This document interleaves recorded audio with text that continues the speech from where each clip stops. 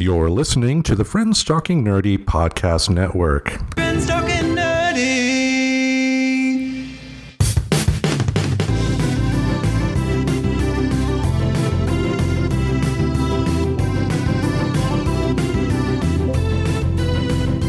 If your friends are nerdy and you are nerdy too, I want to talk to you. Friends Talking Nerdy. 200 episodes ago, I introduced the Friends Talking Nerdy audience to my dear friend, the Reverend Tracy.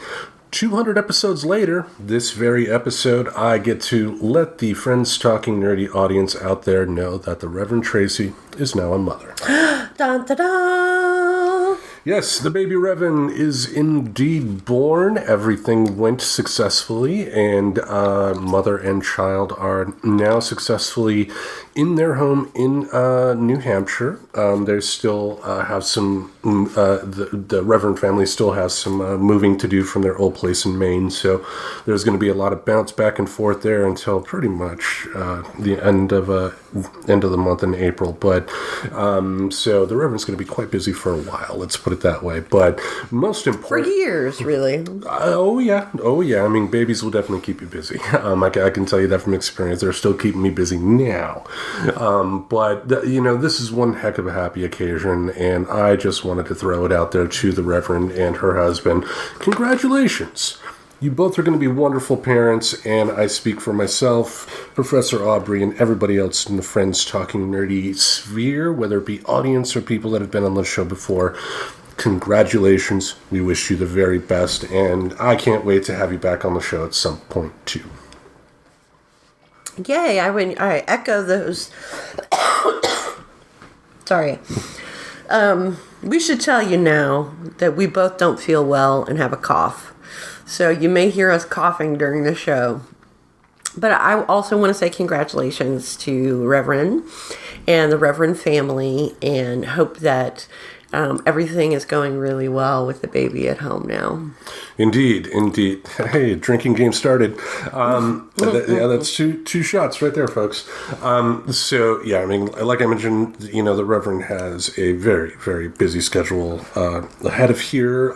So we'll keep you updated on when the Reverend will make a comeback to the show here. But congratulations. And ladies and gentlemen, for the 300th time, welcome to Friends Talking Nerdy. I thought you were going to have something to say there, but... Oh, I'm sorry. I thought we were going to play something. Now we were going to play the Friends Talking Nerdy theme. No. Oh, okay. No, no. You just threw it to me and I didn't say anything, basically, is what happened. It happens. Starting off quite well here, folks. Yes. It's been a while. This is the 300th episode, and it's been a long time, about 5.5 years, to make 300 episodes. And the interesting thing is that the last 200 episodes happened way faster than the first 100 episodes. Yes. In the early stages of the show, there was a brief period that I've talked about, due to extreme depression on my part, to where, everything just stopped, and I think one thing, too, that I learned is that when you work with people, make friends. Making friends is always good, but don't have all of your workmates be your social mates as well. Because if you leave a job, then a lot of times those friends tend to disappear. I mean, that's just life. I'm not knocking anybody or anything like that, but workmates are different than friends. They are. There's no guarantee. You share a common experience, and so can get very close with your workmates. Get really close with them, and then you leave that employment and you never hear from those people again, because your relationship was situational rather than personal. Right, between you and the other person. It was, you connected with that other person because you were having the same experience. Once you leave, you're no longer having the same experience, and so there's nothing really to relate to those work friends about. which, for the purposes of, what we do here on the podcast, is, in terms of long-term support, probably not a good idea. I mean, and that sounds like a dick thing to say, but I do not mean it in that way at all. What I meant is, because it sounds like, I'm bad-mouthing, the past episodes and whatnot. I'm not doing that, it's just, for a creative endeavor like this, it should be made with people that are committed to the cause, not just people that happen to be in your friend's circle, if that makes sense. It's great if you can be friends, but, like when you started on the show, I mean, we just barely met, so it could have been a one-off thing, but it's turned into many, many, many more years of involvement. I think it was important for that break to happen, in 2018 and 2019, mostly in 2019, because it helped me kind of solidify what I want to do with the show because of how I used to record it. When I used to record it, I initially had a podcast host that had a limit as to how much monthly you could upload. So I didn't have the ability to, create super long episodes, for one, which, super long episodes aren't necessarily what people are looking for anyway, so that wasn't the end of the world. But also, too, I think most importantly, the fact that I wasn't recording every week when the show first started ended up being a problem, too, because, what I would do is, schedule a date to record, and then we would record for like 2 or 3 hours, and then I would split that episode up, and that could easily give me 3 to 4 weeks worth of shows that, I put out. But, I was the only one that during that time that was actively focusing on the show on a daily experience. The other people involved, did a lot of great work on the show. Were not. So doing it daily was not working in that scenario. Starting with Kim the Geek in episode 77, going forward, finding people that, were willing to put in that weekly commitment, I think made everything so much better. So in a lot of ways, I'm glad I had that break. Yeah, sometimes getting some space from an artistic endeavor can help us be more critical about our, creative process and results. Yes, because to be clear, from day one, everybody involved with Friends Talking Nerdy, their mindset is that we are going to put out the very best episode that we can put out today. And, I can proudly say that we have. Now, on the flip side, that doesn't mean that each and every episode turned out as good as we wished. That also means that, over time, me especially, had to learn different ways to record, different ways to, do this. Because, like, when I first started having a guest on the show during the pandemic, I was just putting my microphone next to my computer speaker, and it showed in the audio quality. But learning how to, record an interview with Skype and then rip the audio from Skype. Wow, night and day. Yeah, I mean, there's lots of techniques now that make, basically democratize things like broadcasting, where anybody can have a podcast, anybody can have a YouTube channel, anybody can have their own website. Like, the way that we communicate with each other puts those doing the communicating in the driver's seat in terms of what that communication looks like. Yes, for number 3, indeed. And that's what I love about podcasting, too, because, to be able to become a podcast that makes money, a significant amount of money, is, for people in our position, a lot like winning the lottery. Not impossible, but it's not something that, like if I had a house, I shouldn't sell my house for podcast equipment, Right. Something like that. It's about being smart and, recognizing, just the pure joy in being able to flip on the microphone and talk, even if the results, hindsight being 20/20, turned out to be, I wish we could have done that better. I'm still glad we had so many episodes. Like the beach episodes we did for the date night doubles. There was one that we did that we had a great time talking, and then re-listened to the audio and didn't realize the wind was affecting everything. Yeah, but to some extent, like you said, Tim, our second date was recording a episode of Friends Talking Nerdy. So, the podcast has been a really special place for, I think, the hosts, whoever they've been, to really connect with each other because they're having these deep conversations. Whereas most of the time, you're not having those conversations with your friends. You're talking about your other friends. You're talking about what you're doing this weekend. You're not really talking about issues and things that are important to you. Yeah, and I'm glad you brought that up too, because, one thing that I'm grateful for this show for is the fact that it has gotten me thinking a lot more about issues.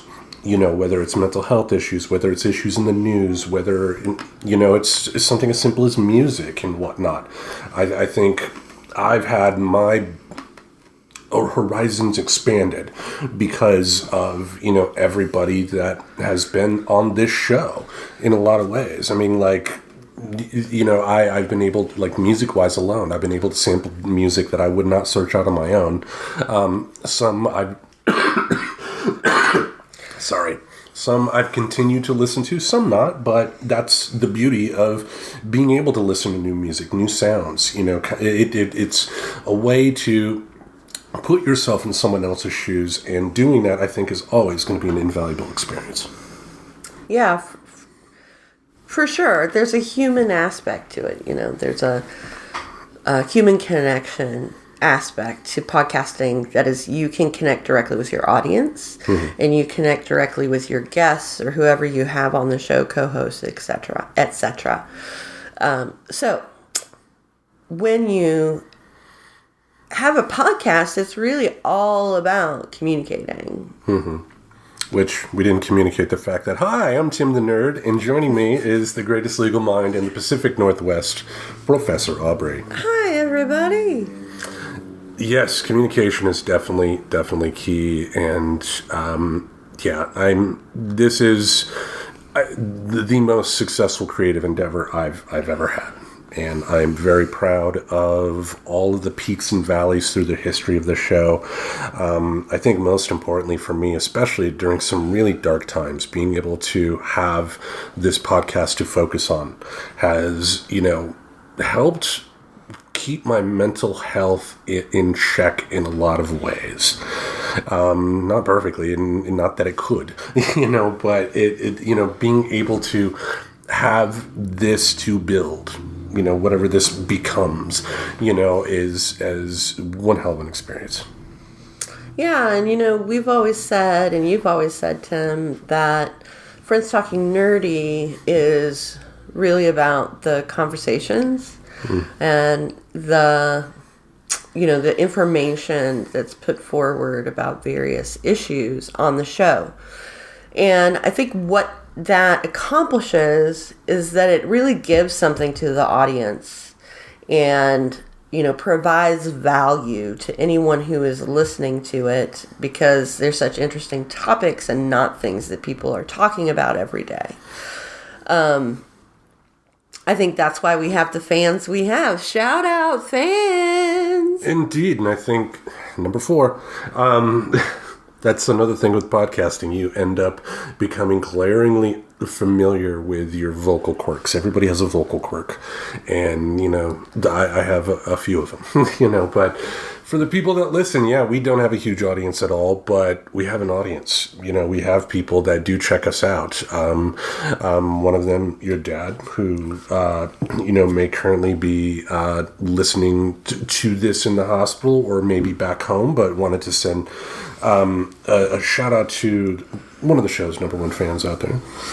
Yes, my father is absolutely a #1 fan of the show, and he's having some health challenges right now. So if you want to think about my dad and send him some good juju to feel better, he would really appreciate that, I'm sure. Yeah. Anyway. Good vibes, good vibes.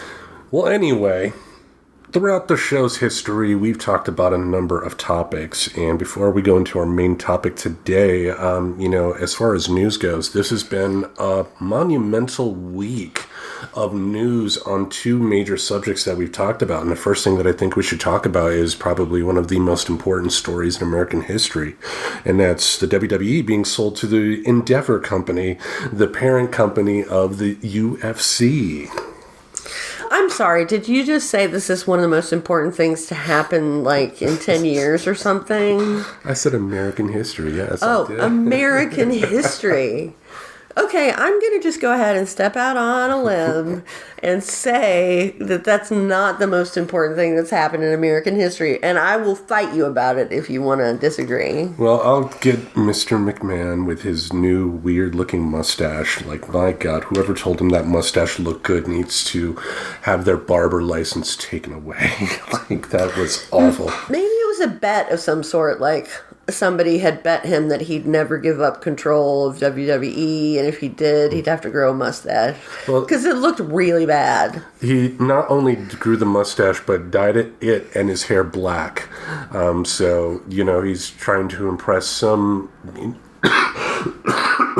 probably some young 40-year-old intern somewhere or something like that with his money, but and by dyeing his hair, he can feel like he's young or something like that. I did like on TikTok somebody said that he looked like the old Mexican singer. I think the guy's name is Vicente Fernandez, guy who dressed up like a mariachi and whatnot. Like, if I put the two pictures together, you would see that they did have that a point. He looks like. Yeah, but overall, meh. I mean, I don't think that much is going to change. Like any sort of big acquisition and merger like this, it's going to start off with people losing their jobs, which sucks. I mean, in some ways it's understandable, I guess. If you have two people doing the same job, one has to go. I get that, but, it is going to start with jobs being cut. And then from there... I think they put on such different products that there's no reason that much is really going to change. I think one benefit of this is that, if there's a UFC fighter, for instance, that was popular but got into like a couple of losing matches, for instance, that they want to rehabilitate, send them to the WWE like they did Brock Lesnar, like they did Ronda Rousey, and there are plenty of other MMA fighters out there who've gone the wrestling route in the past. So it'd be a great way to kind of keep them in the fold while, not exactly putting them out there to lose again, as far as what it does for the future, I don't know. I think the sick thing here is that even with the accusations that Vince McMahon had that caused his retirement last year, he made sure he found a sale with somebody that kept him on in charge. So, once again, rich people who do horrible things to other people suffer no consequences. Yeah, and that is sort of a principle of American government. Speaking of that, the Mango Mussolini had his day in court. Yes, Donald Trump was finally indicted for the first time. He has many more on the way, thank goodness. Upon getting indicted, the judge did not issue a gag order like there were rumors that there would be, but the judge says don't use inciting language to, cause problems and whatnot. So, of course, within 6 hours, Trump's in front of a microphone, calling the DA a criminal, calling out not only the judge, but the judge's family too. The associates of Trump have also already published pictures of like what I believe the judge's daughter looks like. So publicly doxing them. Hopefully this judge will get them into court and issue a gag order and go from there. But this is unprecedented territory. Trump and his supporters are, saying this is stuff like a kangaroo court, but it's not. A kangaroo court is where they arrest you, bring you to court, deem you guilty, bring you out back, put a bullet in your head all on the same day. That's not going to happen here. Now, theoretically, cough. Theoretically, is it theoretically possible that a DA tries to take on a case for their own personal gain? Of course. But, and I'm sure you can go into further detail on this, what they don't want to let their supporters know is that the judicial system has a little thing called the appeals process to take care of the injustices that could occur thanks to an overzealous DA, right? Well, if you have the money.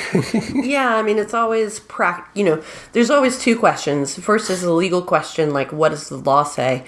The next question is a practical question, which is, what is it that you're looking for, and does the law help you get there? Or do you need to get there in some other way, like public pressure, writing carefully worded letters, organizing group campaigns? And there's lots of ways to communicate and up the stakes of the communication. I think it's an important means of communication between consumers and those who are producing the products we're supposed to go out and buy all the time. There is a feedback loop. So some products go away and some products show up that didn't exist before. Creating a diverse marketplace, but it doesn't really address the needs of the people. I mean, my point, though, was that if there was an instance of a DA that, screwed Trump over to get a guilty verdict. I'm so sorry. What I meant it was sort of what I'm getting to, and I didn't do it very well, so I apologize, is that, wow, every time I start to explain this, I get verklempt and cannot speak. It's like the monkey in your head, like... What I want to say is that there is prosecutorial discretion for district attorneys. The police will arrest you first and send you to jail, where you will then be arraigned and read what you're accused of and enter your plea. That's fine. What you're talking about is district attorney misconduct. That's stuff they shouldn't be doing, like hiding information, not turning over information to the other side, creating public pressure in the judicial system, and other ways that they misuse the authority that they have to decide who gets prosecuted and who doesn't. So that's their right, is to make that decision. But when they make that decision for totally irrational reasons, then we may be thinking about this is a DA misconduct rather than discretion. True. And it's just, again, the point is that there are, if we are talking about DA misconduct here, which they're claiming, which it's not, folks, it's the judicial system should, if you have the money, be able to fix that, right?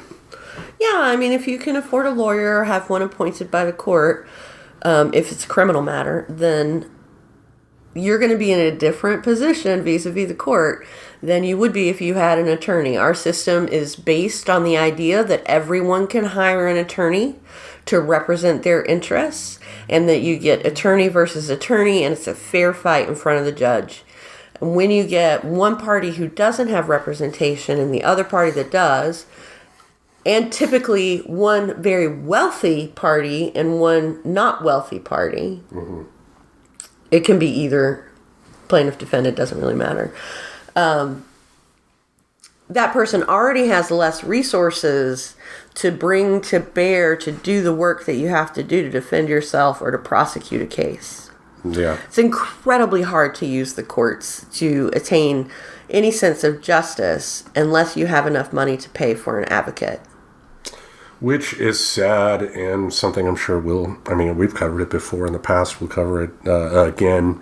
As far as this whole process, good, it's about time. And one thing I'm hearing some Republican critics say is, well, now we'll just go after Bill Clinton. And I'm like, go ahead.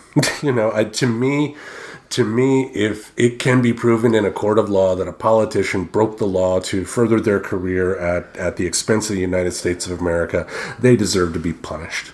They do. It's treason. Yes, I mean, and I don't, yeah. Let's not mince words. If you were charged with the protection of the Constitution and you are just blatantly breaking the law right and left, just like Nixon, only worse, you don't get to continue into positions of power. And the social fabric is dissolving to such an extent that people can't be rational. They're like, no more rational people left. They're just MAGA, MAGA, MAGA people and people who are like anti-fascist. Yeah. You know, I mean, a lot of that is the media echo chamber that people put themselves into, and which is hard to fight out of because you know, when you listen to an opposing viewpoint, your initial reaction is not going to be, wow, I'm glad to hear that. It's like, fuck you, you're wrong, you know? And you gotta, in a way, fight against that, unless we're talking about, you know, something egregiously, you know, wrong that, you know, like, hey, NAMBLA's a great organization. Hey, no, fuck you, type of deal. But for those of you who don't know, NAMBLA is the North American Man-Boy Love Association. I thought it was some Marlon Brando lookalikes. We, of course, don't know anything about this group. We are referring to a South Park episode that featured this group and Cartman wanting to have older friends. And it was a pretty funny episode. So if you have a chance to check it out, you should. Indeed. Number 5. Everybody's drunk now. Oh, please. That's a great way to celebrate this episode here. And what a great unintentional segue into our main event this week. As a way to kind of celebrate, I didn't think, in the grand scheme of things, creating a quote-unquote special episode would be appropriate, but why not do something that we do every now and then on the show and have a playlist episode? And why not have that playlist episode be songs about celebration? Absolutely. Songs about being successful, songs about fighting through the hard times, knowing you have a vision for what you want to do. Indeed. Number 6. Thank you. You're welcome, everybody. So the professor and I have put together 5 songs that we both feel kind of represents the idea of celebration to us. I don't know what exactly your focus was because, in terms of playlists, it's always an open-ended question. There's no one way to look at it. Like myself, I looked for songs... Sorry. I looked for songs that kind of... because music has a way of doing this in terms of bringing you back to, previous situations in your life. In terms of, I wanted songs that made me feel like my body feels when I am in celebration mode. Exactly. There's music that can take you back to those moments when you were just so happy and had accomplished so much. I know for me, I almost put this song on the playlist because it was the song that I listened to over and over when I was studying for the bar exam. Mm-hmm. And it was sort of my power song. So I'd start out the morning with the song, and anytime I felt discouraged, I'd listen to the song. And it was 8 Mile by Eminem. Nice. Is that the Lose Yourself song? Lose Yourself, yeah. Yeah. That's definitely a good one there. But how about I dive into my first track? That sounds great. Okay. Godfather of Soul, James Brown. If you listen to his music, and it's amazing how many records he put out, because the album in question was released in 1976 and was his 43rd album, I believe. Wowza, hardest working man in show business. Exactly, yeah. But, there's no one true creator of rock and roll music, because all rock and roll is just people that were inspired by others in the past that did slightly different forms of music and then made it their own. But one person that has definitely made some major contributions to rock and roll is James Brown. Oh my gosh, so much. I mean, whether it is his delivery, his dancing, the band being so tight and right on, just a really great... I wish I had seen James Brown in person, I think that would be a really exciting show. Yeah, I mean, there is a biopic out there that starred Chadwick Boseman. Of Wakanda fame. Yes, Black Panther, which is interesting too because I believe that was right around the time where either he was already knew of his diagnosis or was already feeling the effects that, hey, maybe I should go to a doctor. So it's, if this is one of the roles that he chose after he found out his diagnosis, I mean, it shows that he made a very deliberate effort to not only choose roles about prominent African Americans in history, because he did the Jackie Robinson movie as well, but to do something like Black Panther. Because black comic book movie just may be the movie version equivalent of a cheeseburger you buy at a diner, but done right, whoa, Yeah, absolutely. Well, the song in question is the title track off of Get Up Off of That Thing. Every time I hear that, when it starts up with this it's slightly quiet, you got the guitar going, and then James Brown's like, I'm back, and then get up off of that. Like, even if you're sitting in your seat, when you listen to this song, you're moving. Oh, absolutely, and you want to jump up and dance. Yeah, for sure. And that's the beauty of James Brown's music. Now, it's so far, his music has been in what I called my greatest hits category. For folks that have listened to the show for the past 300 episodes or who listen to Tim's Tremendous Tapes, when it comes to bands that I like, they're either bands that I really, really love and will listen to anything. You have your greatest hits bands. You have bands that put out maybe a track or two, but the rest of their stuff doesn't work for me. And then bands that just don't work for me, period. But I've also, like I said, James Brown was for the longest time in the greatest hits category, but I've also realized that I haven't listened to enough of his work to really see if it would expand beyond, and I should, just because of how important James Brown was to the history of rock music. I mean, because Mick Jagger himself said that it was James Brown that inspired him to be the type of showman he is on stage. Led Zeppelin, for the song "The Bridge" off of I believe The Song Remains the Same album, was a direct ripoff of James Brown. I mean, just with the bass groove and everything. He had so much influence that in fact, I should probably make next week's episode of Tim's Tremendous Tapes all James Brown. Oh, that's an excellent idea. Then you can, get to know the James Brown discog. Yes, I mean, 43 albums. He was at his 43rd album in 1976, and he had only started recording in, the late 50s, early 60s? Now, granted, the recording industry was a lot different back in those days. It was not uncommon for major groups to release that many albums. Like, the Beatles were around for less than a decade, but they usually released, 2, sometimes 3 albums a year. Right. Their bands used to be much more prolific when producing and putting out a song was more simple than it is now. I know that we have better distribution, but if you had a record deal, you could make a record. There were bands that could make a record in a day and, go in and play for a couple of days and come out with an album. And speaking of tight, this particular song, on the research that I did on it, done in 2 takes. Wow. I mean, that's how tight the band was. I mean, there are stories that, on stage, if James heard, his bass player hit the wrong note or something like that, he would give a hand signal, and that hand signal meant that guy was fined $5. Oh, wow. It's not something, it's like he didn't stop the concert and says, you're fined, but, he definitely let them know. But, and that's not the most creatively inducive way for most people. I don't know if I would have liked to have been in an environment like that, but if that is your livelihood and you're making 6-7 figures, maybe that is fine, I guess. I don't know. Yeah.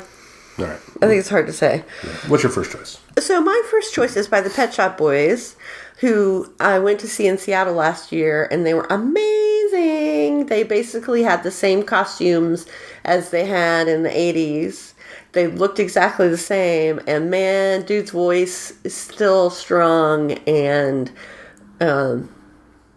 great.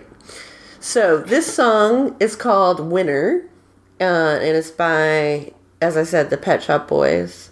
So I hope you'll enjoy it. I hope you guys check out these playlists because they do have really good music on them. They've got a great diversity of music on them because Tim and I have very different tastes. So you may love one song and not like the other 6, and that's absolutely fine.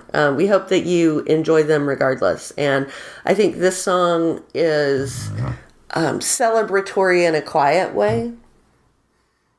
Which is not bad. I mean, because, like, if we're talking, like, you're exerting a lot of effort or something like that, like if you're building a log cabin and you're done, I mean, you don't necessarily want to throw a wild party. You just want to curl up in a clawfoot bathtub, maybe, and listen to a little bit of mellow music, Yeah, I mean, I think what each of these songs, they represent different moods as well. Okay. Shall I go on? Yes, please, with your next one. My next one we actually discussed on episode 77 when we reviewed the album Tattoo You from the Rolling Stones, and it is the very first song I ever heard from the group, and the song that made me fall in love with them, and also the song that, I think the fact that I remember this so clearly, and the fact that, a lot of my music tastes have evolved from the initial love of that song. I mean, it's monumental, and that's Start Me Up. Such a great song. Yeah, it's commonly played in sports arenas now, sports stadiums. Hold on. So some people can say it's overplayed and whatnot. There's another vocal cord. You notice everything when you listen to your own show. But I just love how this song always makes me feel. Like, even if I'm, like, frustrated at work or frustrated, outside, this song comes on, I instantly feel happier because I'm brought back to that 4-year-old boy that watched the goofy video of the old man in his 30s, dancing on television and singing. I think, them singing the chorus, "You Make a Grown Man Cry," was what got me, because the household I grew up in, the adults were never that happy. And I think, part of what made me fall in love with that music was the fact that they were happy, that, at least in that video. It makes me feel celebratory every time I hear it. Yep, it's a great song. I love it. Right. Love it. What's your next one? My next choice is Celebration by Kool and the Gang, and this I think is the quintessential celebration song. It should be the first song played at every wedding reception. It should be the first song played at any bat mitzvah or sweet 16 party, because it is I doubt when they were writing that, whoever wrote it, really thought it would be an anthem for celebrations, but boy, it really is. Oh, I remember as a kid when we used to go to the Festival of the Arts, which always happened in June in Grand Rapids, Michigan. It was the first federally funded art festival in the country. Oh, cool. It certainly helped that, Gerald Ford was our representative in Congress at the time. That's how we got the Calder. Alexander Calder made a big mobile in Grand Rapids. That's the town's logo, and it looks like orange vomited, but it's an important piece in history, because it was the Calder Monument was the first official thing that was paid for by the National Endowment for the Arts, I believe. Wow, so very historic. Yes, but Celebration was always played at Festival when I was a kid. And Festival is always fun for kids growing up because it happened right after school closed. Mm-hmm. And they would just close down downtown. There would be a bunch of, food booths. There would be a bunch of art exhibits as well, either outside or inside. The symphony would have a free performance type of deal. So it was really, really, it's one, that's probably one thing I miss about Grand Rapids. The fact that you had that creative atmosphere, especially at a time as a kid where, summer vacation meant freedom. Yeah, and you want to sort of get inspired at the beginning of the summer. Mm-hmm. So that you can ignore your goals and just lay around all summer until it's time to go back to school. Yeah. If you're like me, or like me when I in high school and younger. Yeah. All right. Next one, Tim. My next one is from a little band you may have heard of called Queen. And this song is what you will commonly hear in sports stadiums and arenas when the team in question wins a big game, whether it's just, something that gets them number one in their division or they win a championship. It's We Are the Champions. I mean, if there is ever a song that does define celebration, just like winning something and be like, we are the champions, just jumping around listening to this song can make you feel really damn good. Absolutely. And I think, this song, maybe more than celebration, is about, God, it takes a long time. It takes a lot of work. But eventually you can be the winner, that it doesn't have to come easy and it doesn't have to come fast. You just have to persevere through it, and that's what creates the opportunity for something really special to happen. Which is, what we do with the show. I mean, like I mentioned, I am not naive to the fact that, getting to what society would deem a podcast as being successful, the point to where they're making money, is a lottery shot for us here. But it's not impossible, and I think putting in that work is the victory for me. That's so nice, because then it doesn't matter what the response is. It's an exercise of your own creativity. Yeah, I mean, I have a weird feelings about this, because on the one hand, it's like I do feel why work in the arts, and I do consider podcasting an art, if you're only in it for the money. There has to be some creative aspect to it. Even if it's a job that somebody pays you to do. Like, hey, we'll pay you $500 to write a Spider-Man comic. Like, you didn't create Spider-Man, but... I'm sorry. Yeah, you didn't create Spider-Man, but, at least you had a chance to create in the Spider-Man world, Yeah, so. Totally. All right, what's your next one? Awesome. My next one is by Doja Cat, who is relatively new, like in the last 5 years, hip-hop artist, and this song is called Boss Bitch. And the reason I love this song is it really is empowering.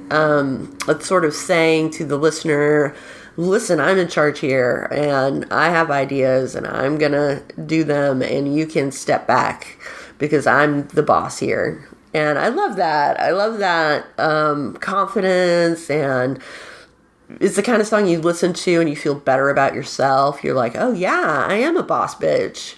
So it's a great song. I hope that some of you will listen to it, even though it's called Boss Bitch. It has a swear word in it? No. Yeah, it's got a swear word in it. Okay. I've not heard it myself, so I can't really comment. That's probably true for most of mine. In terms of, I've heard Celebration. I had something to say about that. Yeah, but I think that's the only one. Maybe, another one by Sedust. Yeah, spoiler. Oh, spoiler! We'll go, before we tackle that track here, that was your choice, we're going to go to my next choice by a gentleman by the name of Rick Derringer. Are you familiar with the song Rock and Roll Hoochie Coo? Rock and Roll Hoochie Coo. Yes. Something like that. Yes, he was the writer of that song and was the vocals on that song as well. And the song that I picked here is similar to the We Are the Champions, was at a certain point in time was played a lot in professional wrestling shows. It's the song Real American, Hulk Hogan's theme song. Oh, wow. Now, we've talked many times about pro wrestling on the show. We will continue to talk about it many times. I love pro wrestling.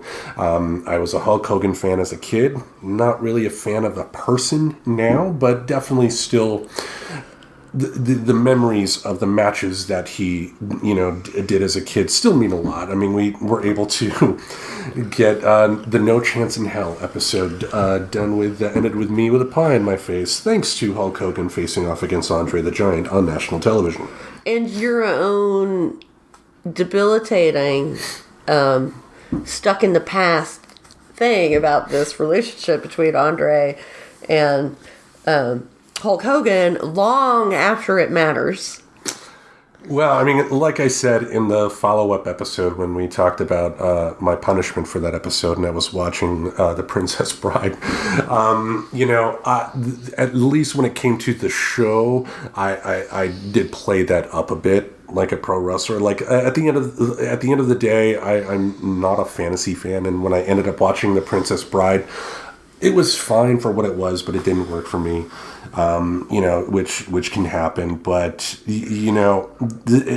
this song, Real American, is a cliche. It's goofy. It's two-dimensional, just like the Hulk Hogan character from the 80s. But thinking back to all the highs and lows as a fan of a professional wrestler, having music that you can link to that is fun. It can make you feel that too, because even if you're feeling down, you can put on a song like this and be like, I'm just like Hulk Hogan, brother, apart from the racism. Yeah, I think that's what's interesting in really emotional times in my life. I turn to music, but it's got to be the right music, and it usually has to be something I haven't heard a lot of before, or that'll make me nostalgic and sad. And so choosing music can be somewhat difficult. With all of the songs on this playlist, I feel like these are not triggering songs. These are happy songs that will remind you of happy times, no matter how small those happy times have been in your life.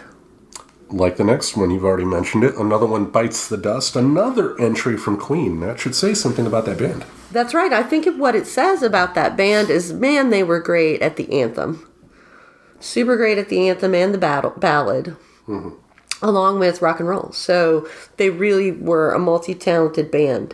And so this song, Another One Bites the Dust, is it's sort of a story from the perspective of someone who's preparing for battle, preparing for a fight, and is going into it confident that they're going to win. And when they do, another one bites the dust. Like, I've done this a lot of times. I've kicked ass. I'm going to keep kicking ass. You better get out of my way. And I sort of love that attitude.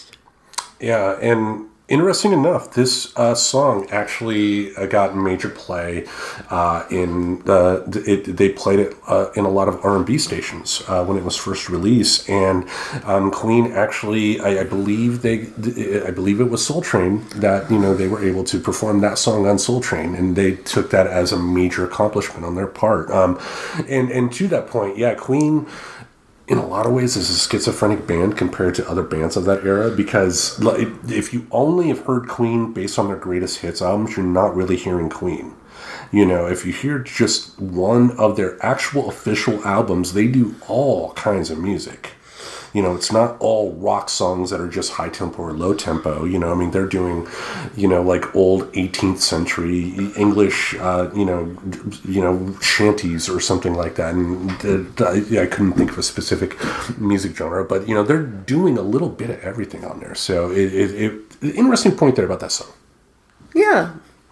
All right. My last choice here, we can thank Sylvester Stallone for. Oh, Sly. Yes.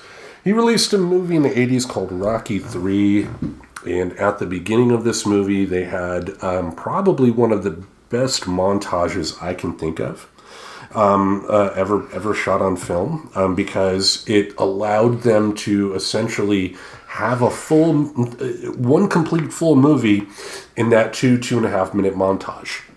Because the montage was setting up that after Rocky finally got the title from Apollo Creed, he had a number of successful matches, but then Clubber Lang, played by, the acting talent, Mr. T, kept on watching the matches and getting upset, and he's training as well. And the song is from the band Survivor, it's Eye of the Tiger. When they wrote the song, they wrote it based off the script. They were given a script to the movie, and a lot of the dialogue in that movie made its way into the song, like the Eye of the Tiger thing. So the band itself didn't just come up with this idea on their own and then brought it to Stallone. It's, he sought them out, gave them the script, and then this is what came out of it. And even though it does kind of suffer somewhat from traditional rock at that particular time to where you have a hard, crunchy guitar groove, and then the singer rising up, back on us. You know, just weird dichotomy between vocals and the actual song. It works. Like, if you're outside doing anything, if you're exercising, you're running, and you're listening to this song, the more this song pumps through your headphones as you're running, you're going to pretend you're Clubber Lang trying to beat Rocky Balboa. Yeah, you are. You're going to run faster. You're going to look around more for somebody to beat up. You know, you're going to be in Come here. a different frame of mind, than you would be if you were listening to classical music, if you were listening to alternative or indie music. Like, that stuff's not for me. And I don't mean this against all classical music, but sort of randomly chosen classical music is just, it's not inspiring to me to want to try harder.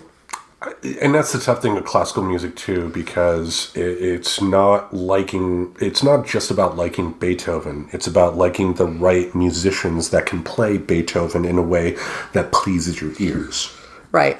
And, you know, that can be tough. It would be like 400 years from now, you know, people listening back to the Beatles and then other people covering the Beatles songs and just trying to find out which is the best. It's probably not the fairest comparison, I guess, but, you know, it's a different type of music compared to music we generally like. Yeah, for sure. All right. Enough of me rambling. What's your last choice? Okay, I'm really excited about this. This is one of my favorite artists, Lizzo. And I love Lizzo because both she's an amazing singer and flute player and dancer. She's also an inspiring CEO. And she reminds me of sort of modern day Dolly Parton in that she always seems to be on the right side of things because she acts from compassion and a perspective on people that is loving.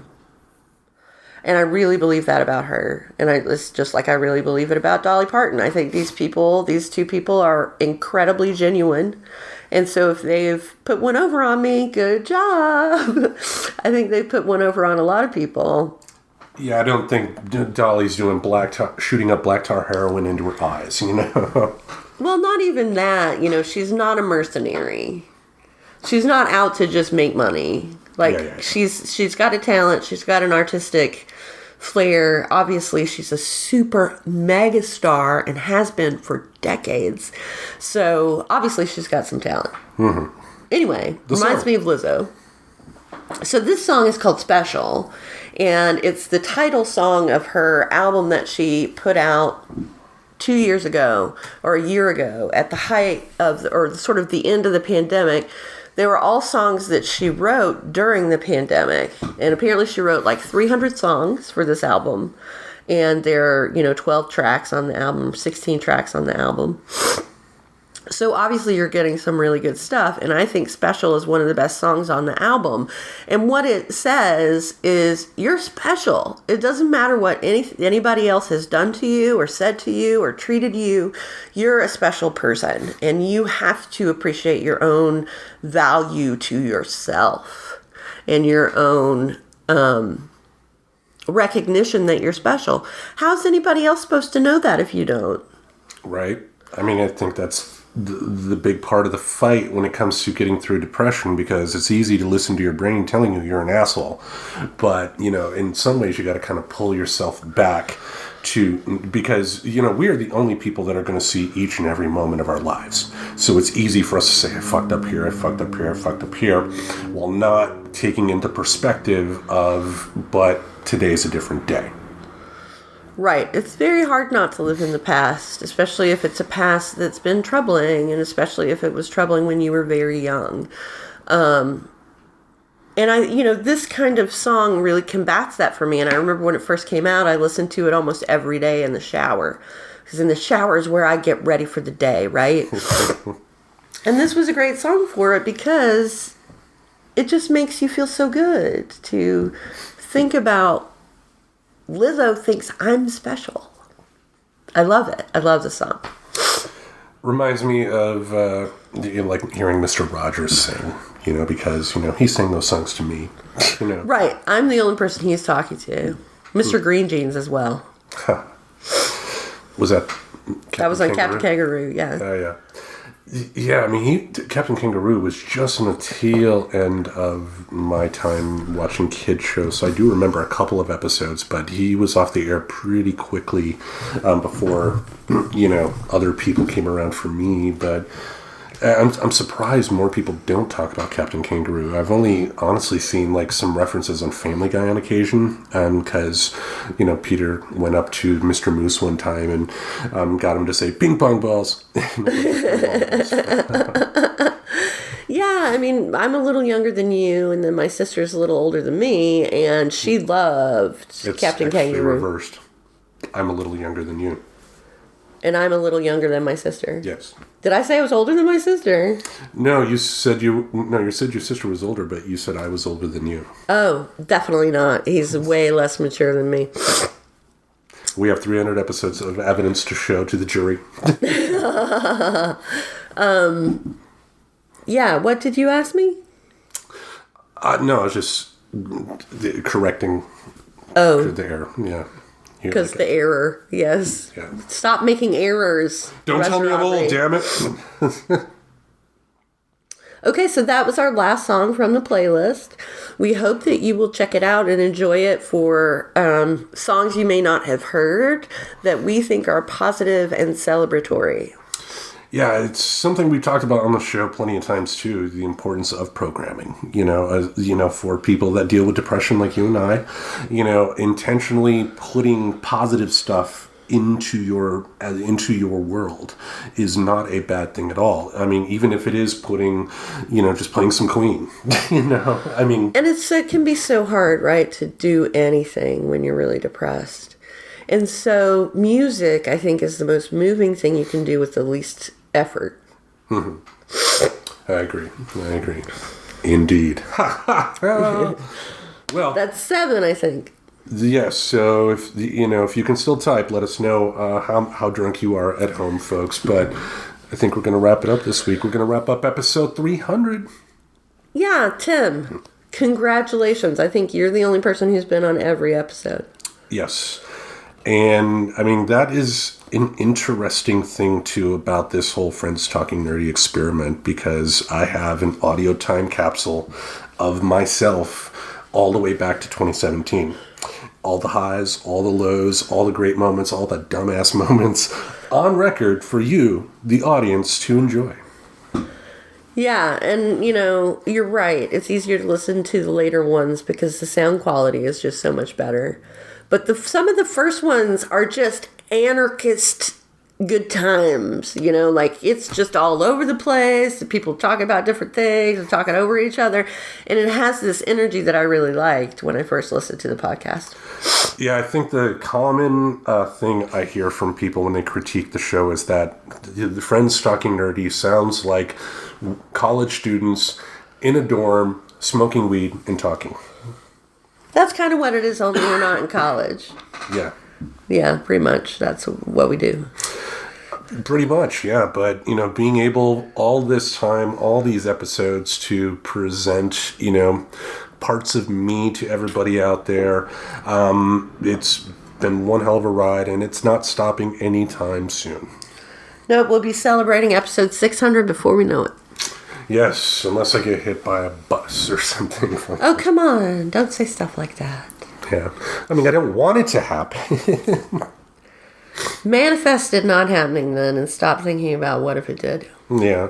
I mean, that is my one analogy every time I mention it. Because in some ways, like, I do feel like a little defensive when I try to talk about the importance of the show. And I wanted to, be successful and all that because, it has been over 5 years. And some people just think, why don't you just give it up? But fuck you. No. Yeah, it's something you love to do. So you should keep doing it until you don't like it anymore. Yes, it is very much a success to me, and, I definitely want it bigger. So if you are listening out there and you've listened for any part of this 300 episode journey, tell your friends. Tell your friends, let them listen to the show, spread it around on social media. We would welcome the love. We really would welcome the love. We try to send it out to you every week, and we get some in return, which always feels wonderful. So let us continue to entertain you and, please be a personal part of this show. You absolutely can be. It's not secret. There's no secret handshake. We're very open and available. So that's what she said. I couldn't help it. And wow, if it wasn't for the show too, I would not have been able to interview somebody in the adult film industry. Absolutely. Yeah, I mean, that has to be... I mean, let's close up here. Like, what would you say are a couple of favorite moments from the show for you? Whether it's episodes or moments. Because I've been behind the microphone, it's been a little bit different for me. I loved the movie madness that went on for weeks and weeks and weeks of the brackets and the tournament for the movies. I love that stuff. I thought it was hilarious. I thought the way you guys represented the different movies was funny, and I really enjoyed listening to that. Other moments include, the first time I was on the podcast, or the first time I came up with ideas for the podcast and really felt like I was a member of the podcast team. And part of the family. Part of the family. So there are a couple of great moments. Yeah, I mean, for me, episode 28, having the conversation that we did with D. Severe is something I'll never forget. Because for folks that haven't... The folks that haven't checked out that episode yet, D. Severe, like I mentioned, works in the adult film industry. She's a director, producer, and star of BDSM films. We connected via Twitter. I sent out an invitation. She said sure, and we got her on the show. One episode that really means a lot to me is episode 206. If you have listened to episode 13 of Friends of Tim's Tremendous Tapes, we actually included some clips of this particular episode in that. That was my 45th birthday celebration, and that was our visit to Seattle. That's right. Yeah, I mean, being able to visit, Kurt Cobain's home in Olympia, Washington, I mean, to me, I still look at that picture and get inspired because that's an apartment that I probably would be lucky to get today with my credit.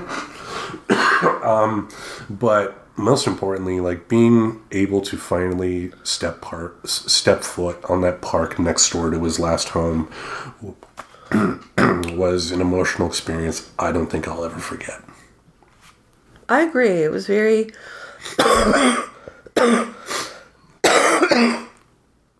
emotional.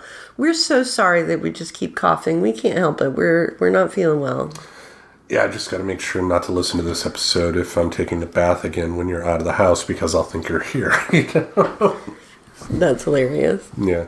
I got fooled, folks. I get fooled easy. But then last but not least, anybody who's been on the show, whether it's in the past and there's no chance of them coming back on, or people that are on currently, or people that are taking a break but will be back at a later time, thank you all for your involvement. You've taken time out of your days to help make this little thing happen, and I wouldn't be here at 300 episodes without the work of a lot of great people. Again, some I don't necessarily talk to anymore, but that's life.